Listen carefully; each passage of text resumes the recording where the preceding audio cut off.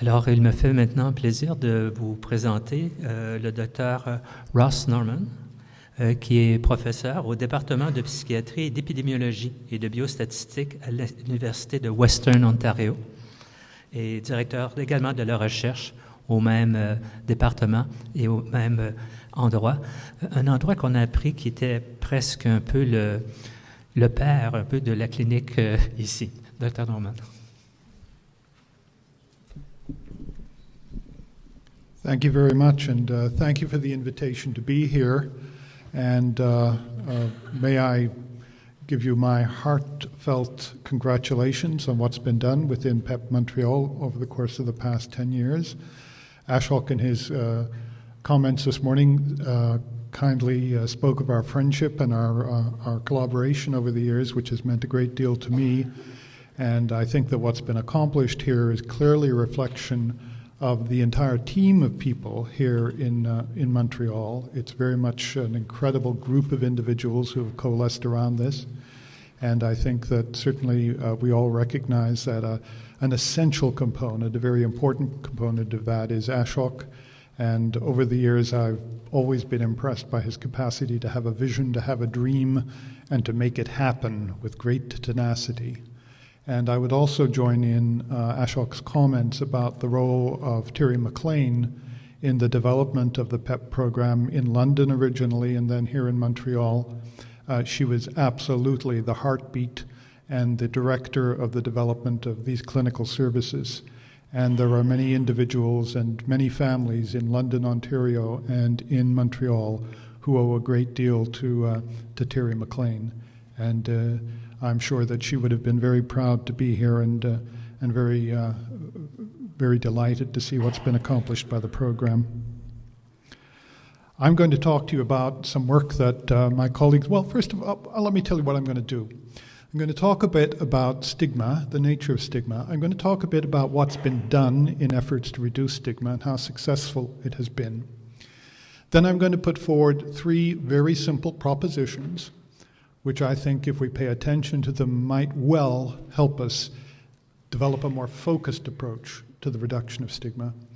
And then at the end, I'm going to talk a bit about things related to the impact of stigma on individuals or self-stigmatization, which I think will be very complementary to what Max Birchwood was talking about. Let me point out, of course, that I have collaborators and that for much of this work, particularly important collaborators have been Bertram Goronsky, who is an internationally recognized scholar in the field of social cognition, which I'll be talking a bit about. Elizabeth Hampson, who started to work with us because we got interested, for reasons that will become a little more apparent, in cortisol measurement, and she is a neuroendocrinologist, and she has, as a result of joining our group, now developed into a rather fine social psychologist as well. And Richard Sorrentino, whose field of interest is in uncertainty and how people deal with uncertainty in information processing, in addition to which my colleagues at PEP in London and a number of graduate students that have been involved in this work over time. I am very ambivalent about the term stigma. I think that it is actually an amorphous concept and has misled us in several ways. I think it is too amorphous in terms of the sorts of processes that are involved in stigmatization, which probably need to be separated out a bit more. So stigma is used with reference to people's beliefs about mental illness, their attitudes towards individuals with mental illness, their behavioral reactions, and so on and so forth. And the whole thing really gets melded into this term stigma without sufficient attention being paid to the interrelationship between these two components. I think another disservice to the field has been that an awful lot of the work that we've been doing is on the stigma of mental illness. And I would maintain that mental illness is far too amorphous a concept, and that there are significant differences in people's reaction to different forms of what we refer to as mental illness, and that we need to pay more attention to that. And we're misled very often in studies where reference is being made to this amorphous concept of mental illness, which may mean quite different things to different people. There are, however, two things that the concept of stigma does accomplish, two important ways in which it indicates that when we're talking about stigma, we're talking about something quite different than simply people's attitudes and reactions to consumer products or to sports teams or to movie actors or things of that sort. And those two things are, first of all, that it emphasizes the notion of it being a reaction that really speaks to and defines the individual who is the object of the stigmatizing response.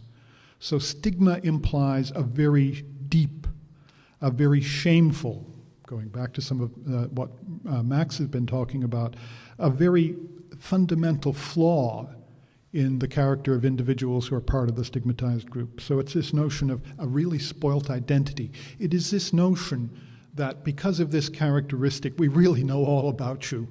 We know everything that's important to know about you. We can categorize you and respond to you simply on the basis of that characteristic. So that depth is emphasized by the notion of stigma.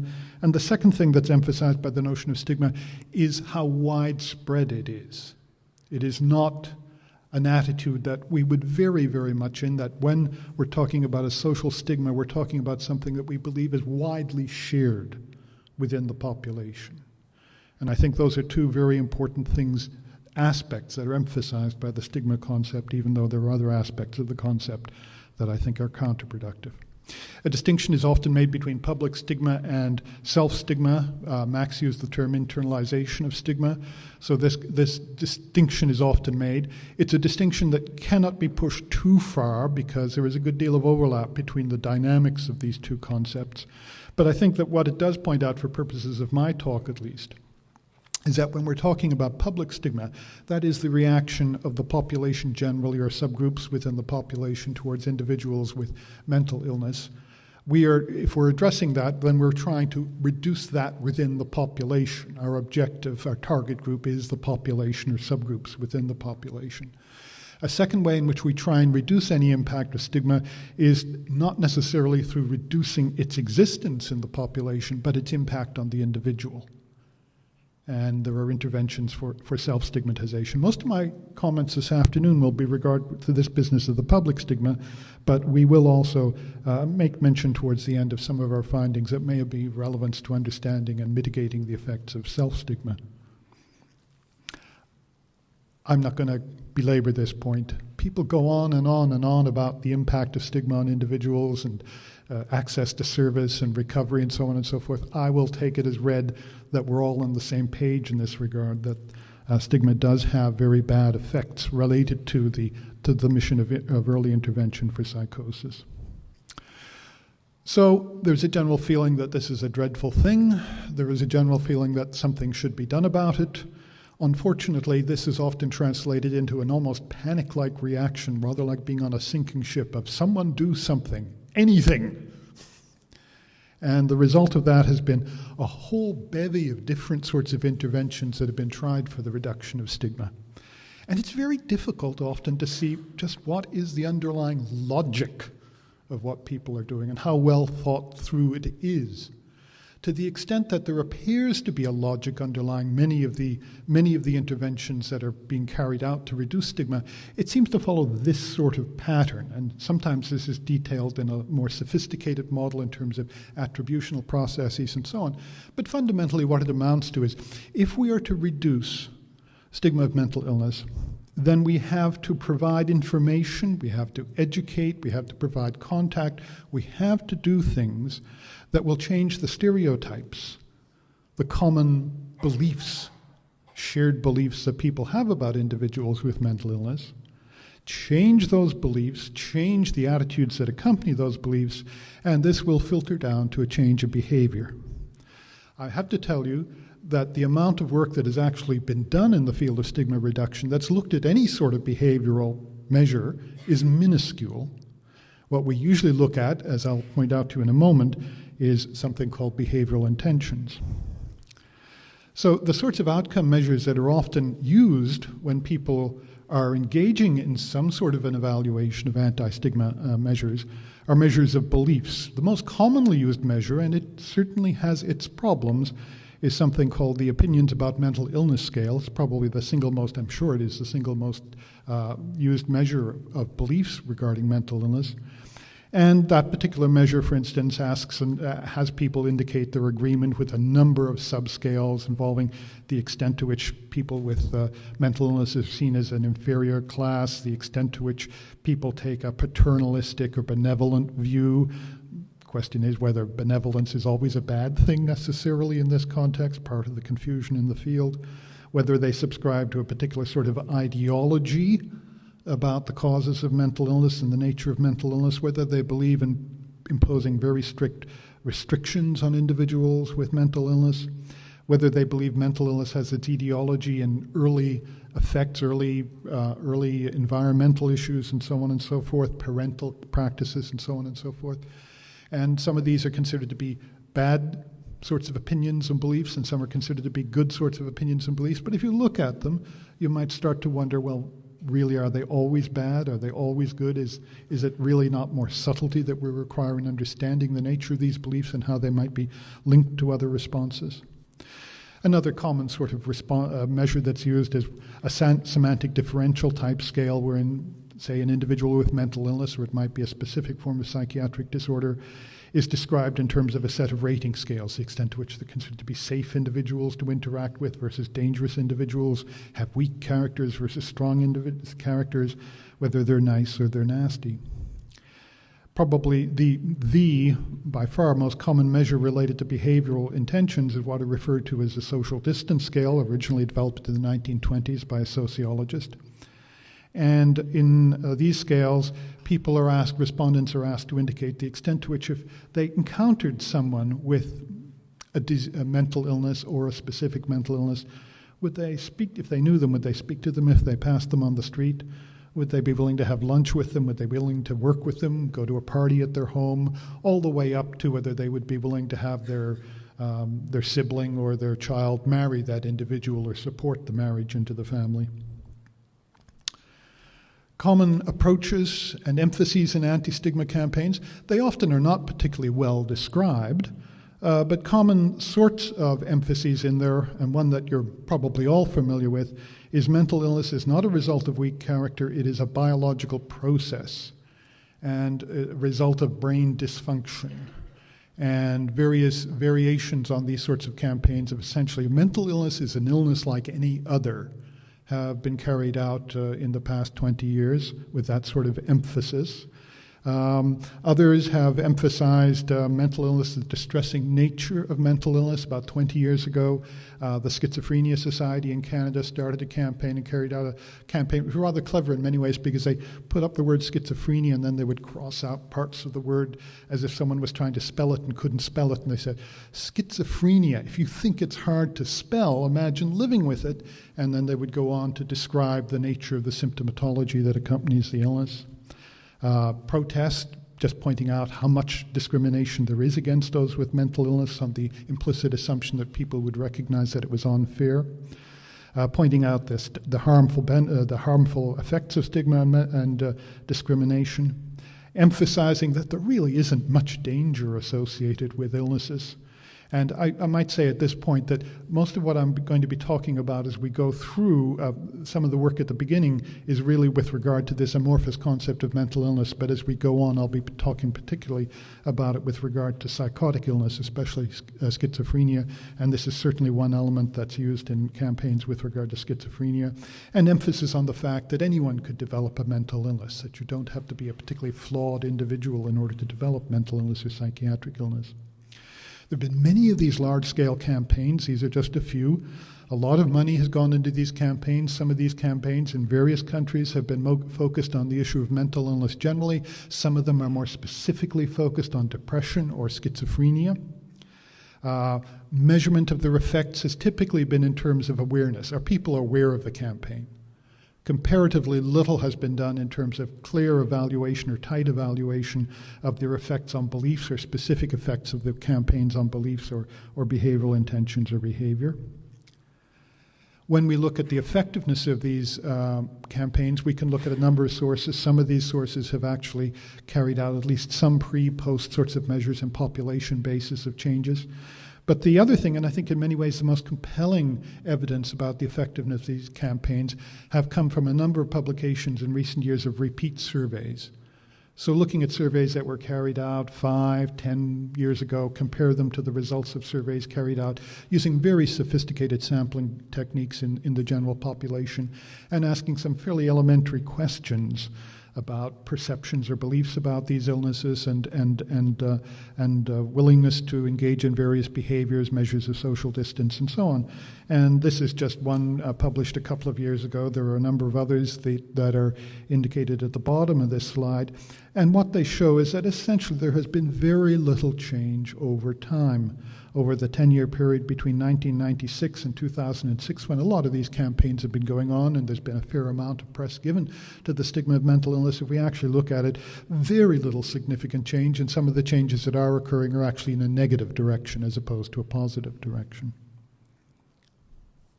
A very interesting public issue of the British Journal of Psychiatry a month ago, the April edition of the British Journal of Psychiatry, focused a good deal on a recent change, on recent campaign within Britain called Time to Change. Invested about just over £20 million in this campaign, involved the distribution of a lot of social marketing material, websites, guides for media presentations, posters, leaflets, myth and fact sheets with regard to that. There were materials made available for holding events by various organizations to try and reduce the amount of stigma that was being experienced in the community, or was present in the community, the change in beliefs and behavioral intentions and so on and so forth. There was, in terms of these sorts of large-scale campaigns, the evaluation that's been carried out of it is certainly one of the most sophisticated that I've seen. It's very difficult to carry out these sorts of evaluations. But for instance, here is a number of papers published in there looked at the effect of the campaign from 2009 to 2012 on beliefs and attitudes about mental illness. The general pattern was one of very little impact. And here we look at what I think is really the measures that I find most interesting, which are the behavioral intention measures. When it comes right down to it, whatever your beliefs about mental illness, would you be willing to live with someone with this illness? Would you be willing to work with them? Would you be willing to continue a relationship with them, and so on and so forth? And here we see that really very little in the line of change over time. The only significant change there is with regard to the measure. What one is it? Goodness me, there is one that's changed. Yes. Okay. Work with. The work with measure intended behavior. No significant changes in terms of actually reported behavior. So there's been a fair amount of pessimism, despite the fact that we continue to put large amounts of money into these campaigns.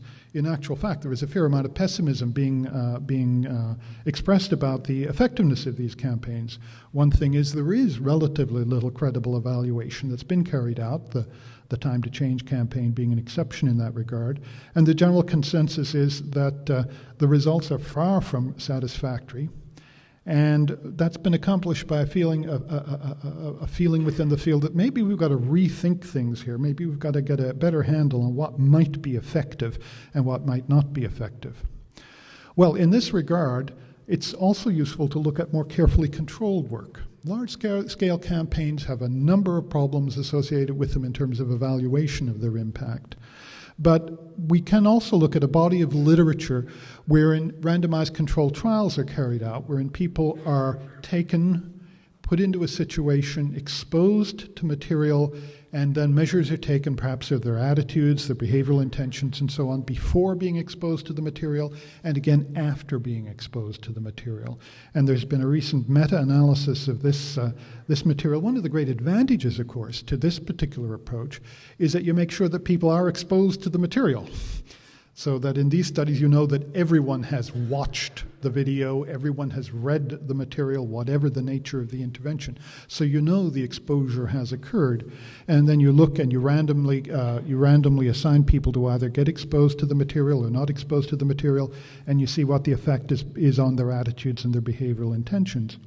And this is the result of a recent meta-analysis by Pat Corrigan and colleagues. And what it shows is, first of all, that the overall effect sizes, these are effect sizes using Cohen's d, the overall effect sizes are what we would typically refer to as modest. They are not particularly strong effect sizes. And the other thing that you will notice is that the effect sizes tend to be much stronger with regard to attitudes than with regard to behavioral intentions. Now, in here, a further subdivision is made in terms of the outcomes into those interventions which emphasized providing information, what were referred to as educational interventions, versus those interventions which emphasized contact, that is actually meeting someone, either live or in video form with a mental illness, with a particular mental illness.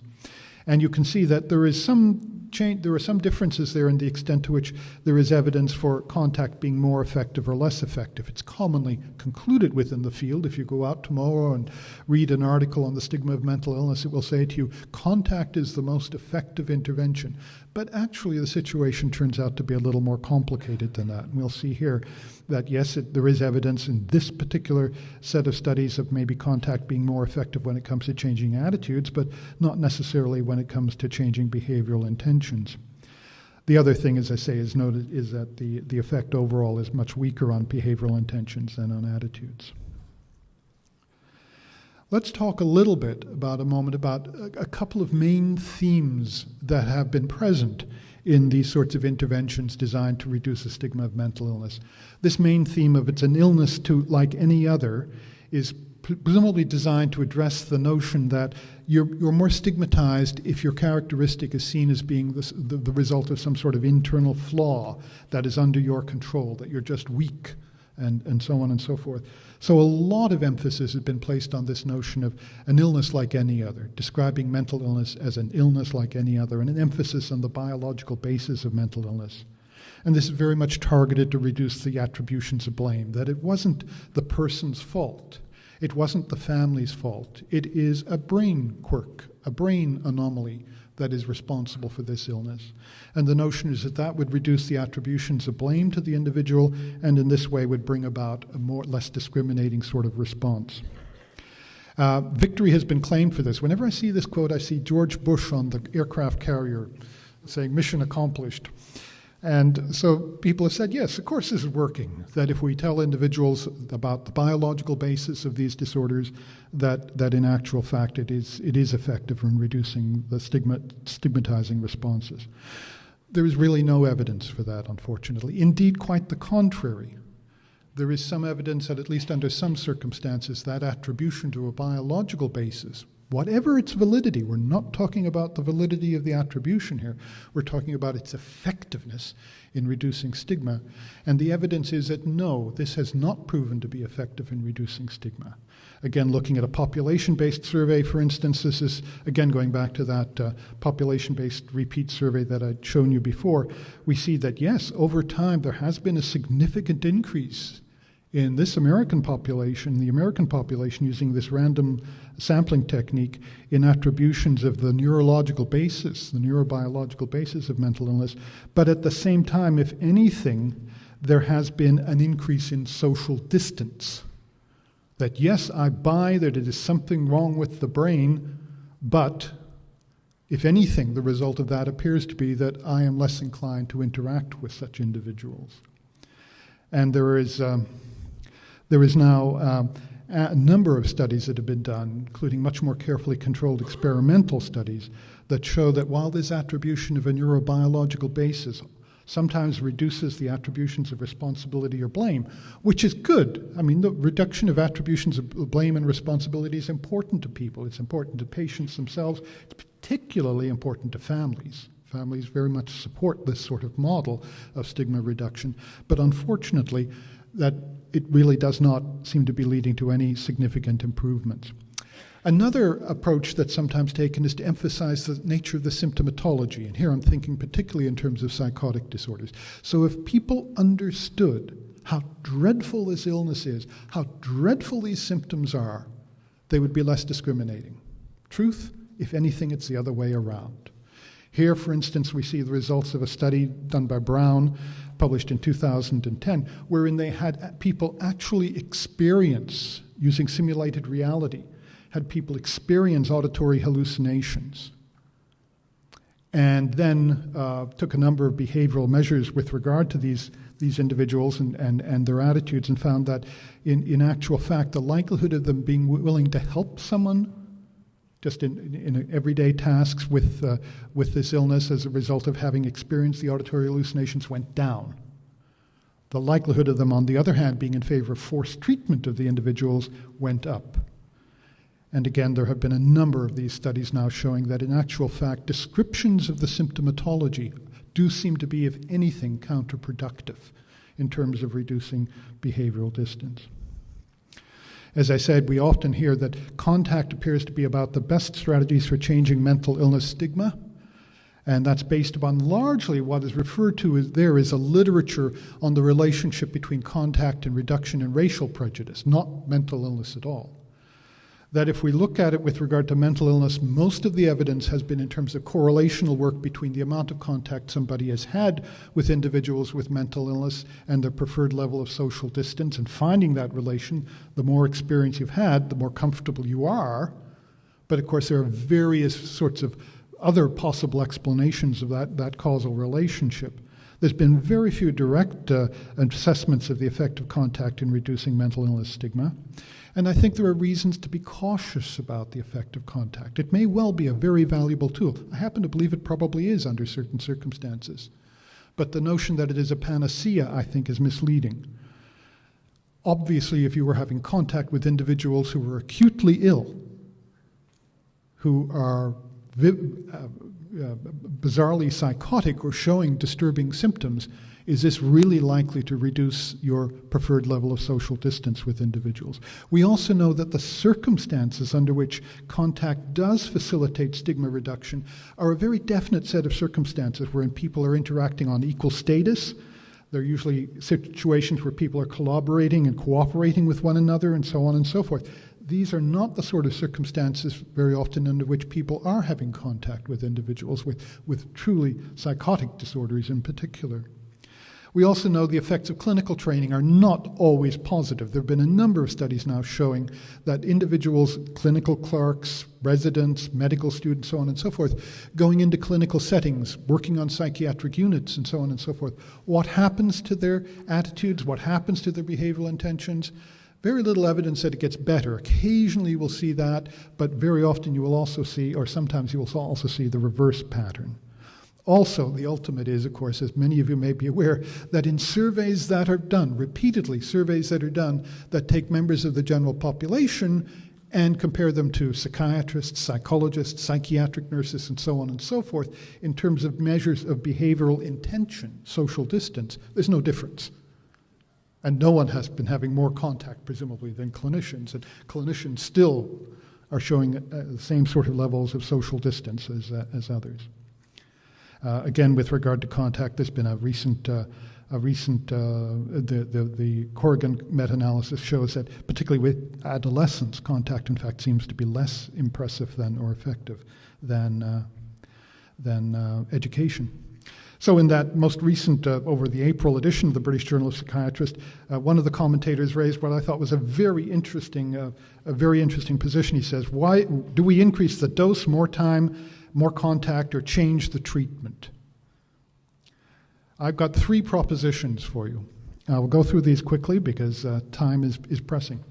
First proposition is that the most important beliefs predicting behavioral intentions to individuals with mental illness are those relating to costs and benefits of interaction. They are not about the etiology of the disorder. They are not about the continuity with normal experience. They are about how much am I going to get out of the interaction and how much is it going to cost me and how comfortable am I going to be in the interaction. And this is very consistent with what we know about the nature of stigma generally, that it is really related to a major factor in stigmatization is the extent to which people see the stigmatized group as disrupting normal social interactions or posing danger. Here's some work we carried out with students and with service clubs and so on and so forth, which shows that yes, it is those beliefs in danger and social inappropriateness of behavior, the likely social disruptiveness or inappropriateness or difficulty and concern about being able to carry on an interaction with someone with mental illness, in this particular case either schizophrenia or depression. That is the primary predictor of greater social distance. If we look at distant differences between responses to people with different diagnoses, we see, for instance, here that, as is a typical finding, people have greater desire for social distance towards someone with schizophrenia than towards someone with depression, and yet they attribute schizophrenia much more to a biological sort of factor, not to personal responsibility. The real factors responsible for that is seeing individuals with schizophrenia as potentially being more dangerous and more socially inappropriate. Second proposition, the facts concerning costs and benefits of interaction are not unambiguously supportive of stigma reduction. For instance, with regard to the issue of danger, these are sentences, conclusions that we've abstracted from a number of recent reviews on the relationship between violence and serious mental illness such as schizophrenia.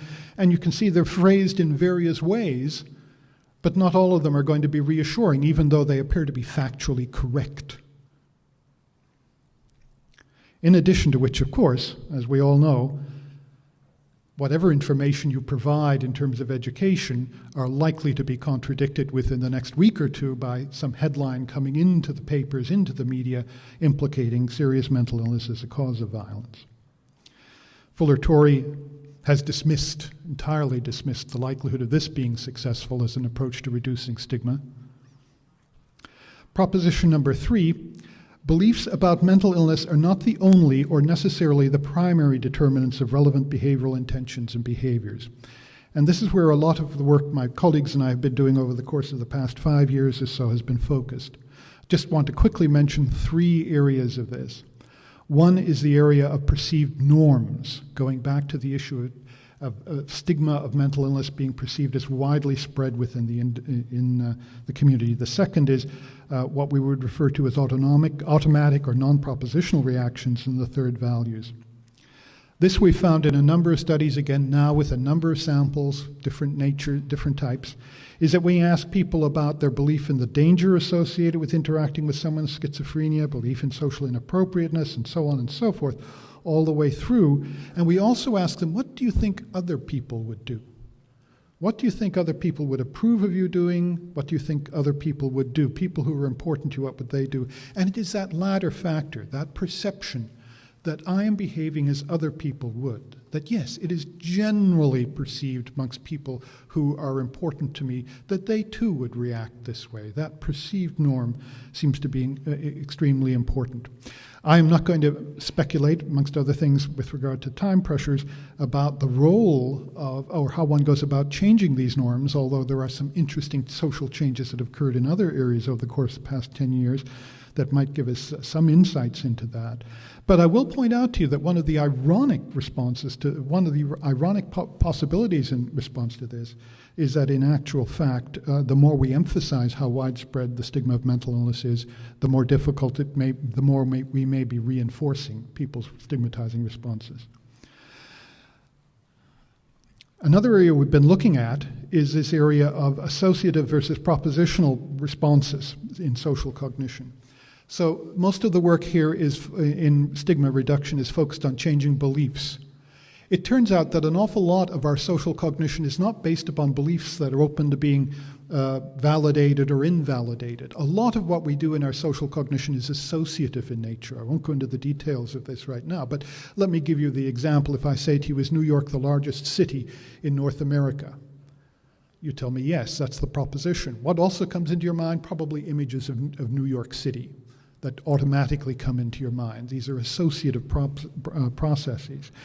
And we have reason to believe, for instance, here's a study wherein we looked at actual seating distance to someone with schizophrenia, with a serious mental illness, and we looked at their explicit beliefs about such individuals, and we also looked at their cortisol levels that were created in anticipation of sitting with somebody, and we then looked at the distance they actually sat in this particular experiment, and we find that both make independent contributions, and they're not related to one another. That automatic sort of stress response that was occurring there was not related to their explicit beliefs about the individual with mental illness. simply to point out, we've spent a lot of time trying to measure these implicit reactions. There are various information processing tasks that can be used in this respect.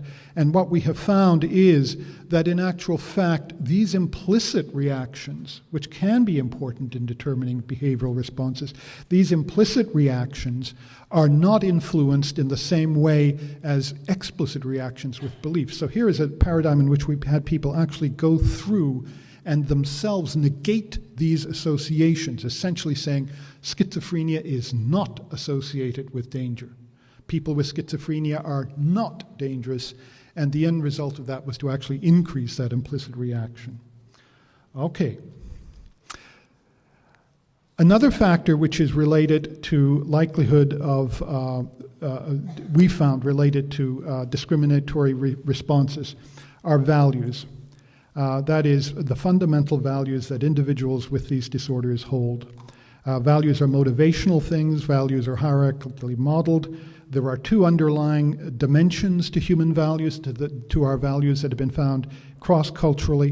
One is openness to change versus conservatism. One is a value placed on enhancing the self versus helping others. What we have found in a number of studies now is that that value orientation is more important very often than beliefs in determining the individual's willingness to interact with people with schizophrenia. We have also found that it moderates the effect of beliefs such that people who have high engagement in these sorts of high self-transcendent values, their social distance is not related to their beliefs. Whereas individuals who are much more engaged in self-enhancement values, that their beliefs are much more determinant of the social distance that they encounter. So beliefs essentially, or I beg your pardon, values in this particular case, essentially trump beliefs in determining social distance. If you can appeal to people's values, here's another one where we're actually looking at the same thing with regard to actual physical seating distance. There have been a number of studies in the past that showed by engaging people's values, you can bring about more profound changes in their behavior than changing their attitudes. And particularly the work of Milton Rokeach in the 70s, where he found very long-lasting, up to a year later, differences in the likelihood of individuals supporting or joining the anti-discrimination, racial discrimination groups in the U.S. as a result of a value intervention. This is leading us in the direction to argue that compelling narratives and engaging values may be our most important tools for reducing public stigma. Narratives telling stories about people which show their recovery. Again, Pat this morning used the excellent example of the young man who is now training as a psychiatrist who had been diagnosed with a psychotic disorder. Those sorts of stories, that sort of narrative engagement works both on the propositional and the associative level. It's likely, if we can emphasize the importance of recovery and the importance of social support in recovery, increasing the likelihood of seeing people with these illnesses as being similar to ourselves and engaging values, these are probably going to be the most important determinants or some of the most important ways of reducing stigma. Finally, and very briefly, we've also been looking at what might impact the impact of stigma or moderate the impact of stigma on patients. We've been particularly interested in some theory coming out of social psychology that one of the most important determinants of our anxiety, of our mood, of our self-esteem is how we are perceived by other people or how we perceive other people perceiving us. We've developed a scale for this referred to as perceived relational value scale. And this includes such items as with reference to my family, with reference to my friends, with reference to the clinicians treating me within my program. Do they make me feel worthless, a negatively worded item? Do they enjoy spending time with me? Do they rely on me? Do they value my opinions? Do they generally ignore me? A whole series of items of that sort, indicating the extent to which in the immediate social environment the person is perceiving themselves as being valued and respected as an individual. We find that this is the most important aspect of social support in determining such things as self-esteem, depression, anxiety, anger, or hostility. We also find it's a very important factor, as important as self-stigma or internalization of stigma in determining self-esteem. And now there is some evidence we're just collecting which shows that it actually moderates the effect of stigmatizing experiences, so that individuals who see themselves as being very valued by the individuals who they interact with on an ongoing basis, family, friends, and you folks, the clinical people, that to the extent that they see themselves as being valued, then that perception of the broader social stigma or that experience of the broader social stigma has less impact on them. So the provision of respect and value may be one of our most important tools for reducing self-stigma. And because I'm in Montreal, I know he wasn't born in Montreal, but Jean Vanier certainly has family roots in Montreal, and I think is probably one of the most articulate and moving exponents of this importance of valuing people and that the effect of valuing people. I will leave you with these quotes from him. Thank you.